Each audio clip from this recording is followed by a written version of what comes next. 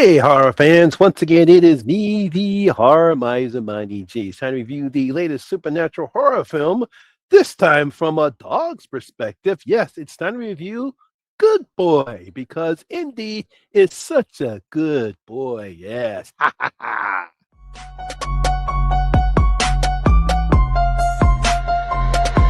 Y'all ready for this?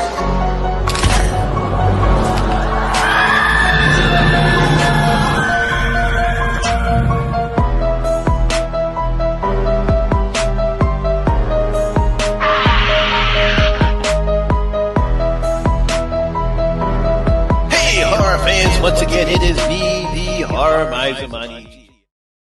Now, Good Boy is a 2025 American supernatural horror film. It was directed by Ben Leonberg. It was written by Ben Leonberg and Alex Cannon. Now, the film stars, of course, Indy the dog, Shane Jensen, Rella Freeman, Larry Frenstein, and Stuart Rudin. Now, in this film, a loyal dog moves to a royal home with his owner, only to discover supernatural forces lurking in the shadows. As the dark entities threaten his human companion, the brave pup must put up a fight to protect the one he loves the most. That's right, go get him, Indy. Show him who's boss. When it comes to filmmaking, horror fans, there are some unique ways filmmakers try to enhance their films for the audience. Some try a non-linear approach where they tell the story out of sequence, out of order, and some try the point of view or a PVO from either the protagonist or the antagonist view. Now we see these type of filmmaking in several horror films. One of the most famous one is Irreversible, where it tells a story in backwards. Another film that came out earlier this year or last year called Strange Darling, which uses a non-linear setup where it tells the story in different chapters, but it's all non-linear. You have to figure out what part are you watching before you actually find out how the story begins. And of course, the remake Maniac of 2012 told the story from Elijah Wood's antagonist point of view. So now, American writer director Ben Leonberg, in his directorial debut, brings us this new approach with his latest project, simply called Good Boy. Now, told primarily from the perspective of Ben Leonberg's own Nova Scotia duck trolling retriever named Indy, we're introduced to Todd, a young man who's suffering from a chronic lung disease. Oh, poor Todd. Now, he decides to relocate from New York City to his grandfather's rural home along with his loyal dog, Indy, even though his sister Vera believes the house is haunted. Oh boy, here we go. Now, it doesn't take long before Indy starts seeing the presence in the house, a dark entity, a skeleton figure that is drenched in mud and looks nasty and ugly and creepy looking. So, can Indy protect Todd from the entity before the entity can claim Todd's soul for an eternity? That's kind of what this movie is about. Pretty simple. Now, you have to give Ben credit for coming up with an unusual concept for a standard supernatural horror film that we've seen plenty of times before. It's nothing new here, just a different perspective. I mean, we've seen dogs and other animals in horror films before, but certainly not like this from purely the perspective of Indy's point of view. Not like right from the dog, but everything Indy sees, that's what we see as the audience. So you have to give Ben credit because this is something a little bit different.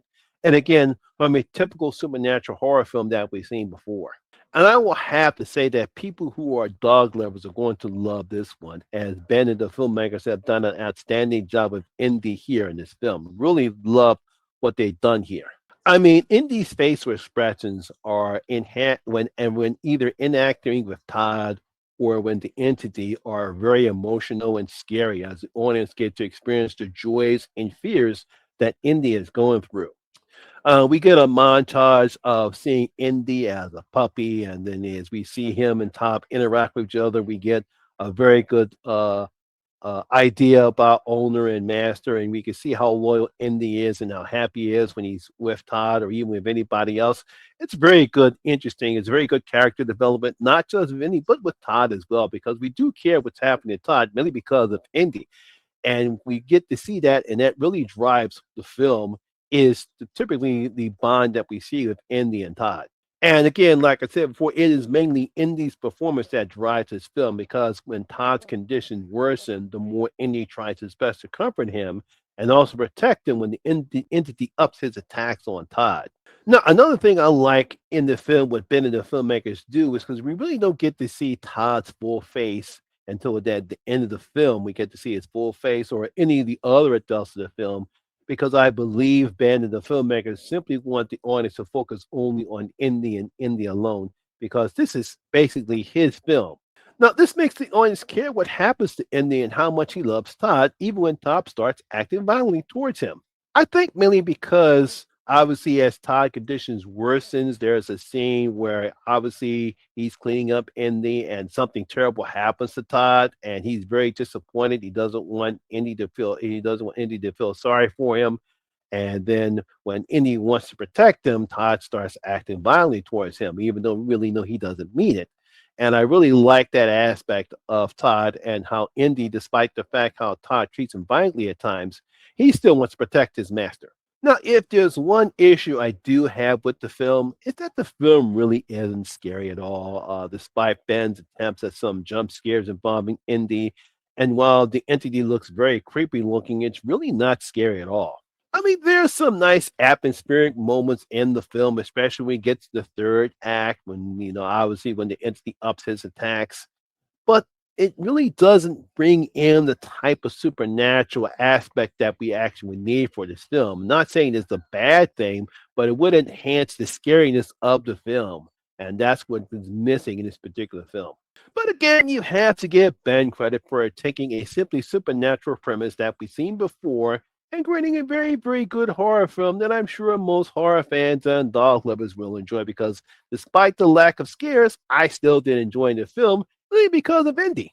So I'm going to give Good Boy 3 out of my 5 of the misers of 5 bloody coins. Yes, giving it 3. Like I said, it's not great because of the lack of scares and because any type of real threat that we believe the entity should pose. Because that's another thing I didn't like. The entity does seem to pose any type of a threat, mainly to Todd, not to Indy. But Indy was such a great performance in this particular film. You really got to praise what they've done. So that's basically why I did enjoy the film, even though it's really not scary. So once again, only 3 of the miser's bloody coins.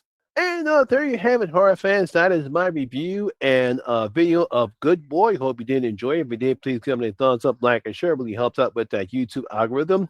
Have you seen Good Boy? What do you thought about it? Did you really enjoy Indy's performance? I think he deserves an Oscar. Please leave your comment section and tell you what you thought about Good Boy. Also, if you're new here, please hit that subscribe button, ring that notification bell. That way you'll be notified anytime when I put up new videos such as this one. Once again, my name is Lamont Smith, better known as a horror miser, Monty G. And always remember, horror rules. And I see you in the next video. Guys, stay safe out there.